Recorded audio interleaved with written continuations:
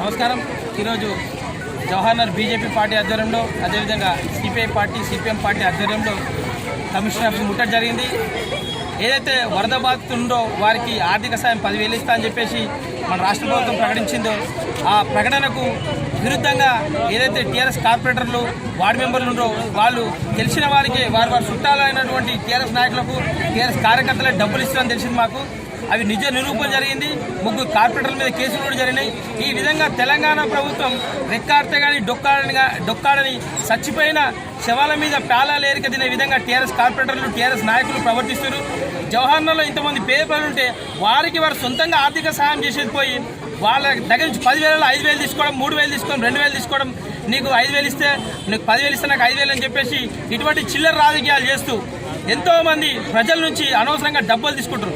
Corona వచ్చి ప్రజలు ఎంతో బాధలు పడుతుంటే తినడానికి తిండి లేక కరెంటు బిల్లులు పెంచి అప్పుడు టీఆర్ఎస్ ప్రభుత్వం డబ్బులు వసూలు చేసింది. ఇప్పుడు వరద బాధల సాయంలో కూడా టీఆర్ఎస్ నాయకులే కానీ, టీఆర్ఎస్ కార్పొరేటర్ కానీ వారికి తెలిసిన వాళ్ళని తీసుకుపోయి వాళ్లకు 10,000 ఇచ్చాలకి 5,000 తీసుకోవడం, లేకపోతే ఒక ఏరియాలో మొత్తం టీఆర్ఎస్ నాయకులను జమ చేసి వాళ్ళ దగ్గర ఇన్ని పంచి అసలైన బాధితులకు డబ్బులు ఇవ్వకుండా టీఆర్ఎస్ కార్యకర్తలు ఇవ్వడం ఎంతవరకు న్యాయమని చెప్తున్నాం.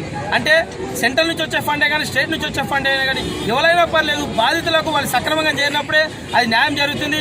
అట్లా కాకుండా నా చుట్టం అవుతాడు, నా కార్యకర్త అవుతాడు, నా ఎంబడి నేను పిలిచి వస్తాడు అని చెప్పేసి వాళ్ళని పిలిచి వాళ్ళతో ఒక ఒప్పందం చేసుకొని వాళ్ళకి 10,000 ఇచ్చాలకి 5,000 తీసుకోవడం అంటే ఎంతవరకు కరెక్టు?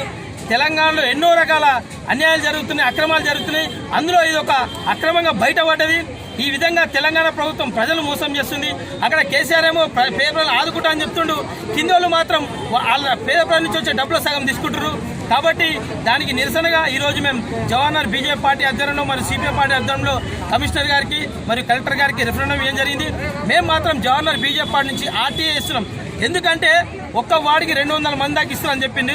కొన్ని మంచి ప్రాంతాలు అండి, అక్కడ మంచి ఇంట్లో పోయి టీఆర్ఎస్ కార్యకర్తలు డబ్బులు ఇచ్చారు, ప్రూఫ్స్ మా దగ్గర ఉన్నాయి, అవి వీలైతే తొందరగా తీస్తాం. ఆర్టీఐ ద్వారా ఎవరెవరు డబ్బు 10,000 పొందిరో వాళ్ళందరి వివరాలు బయటపడతాయి.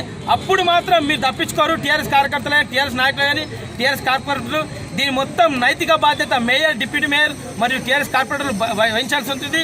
ఎందుకంటే మీకు తెలిసిన వాళ్ళ ఇంట్లో పోయి డబ్బులు ఇస్తారు, ఎంతవరకు న్యాయం ఇది?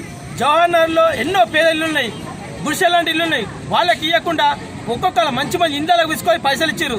అది ఏ వార్డులో మేము చెప్తాం. అందుకే అలా బీజేపీ పార్టీ నుంచి ఆర్టీఐ వేసినాం. ఆ ఆర్టీఐలో వచ్చిన వివరాన్ని బట్టి మేము రేపు ఫర్దర్గా వాళ్ళపై యాక్షన్ తీసుకోవాలని చెప్పేసి మేము కమిషనర్ గారికి వివరణ ఏం జరిగింది. ఏదైనా పర్లేదు, ఎవరైతే అసలైన బాధ ఉందో వాళ్ళకి 10,000 రూపాయలు చెందాలని చెప్పేసి మేము ఇవాళ బీజేపీ పార్టీ నుంచి ధర్నాలో పాల్గొన్నాం. జై బీజేపీ, జై బీజేపీ, జై బీజేపీ, జై బీజేపీ. అమ్మ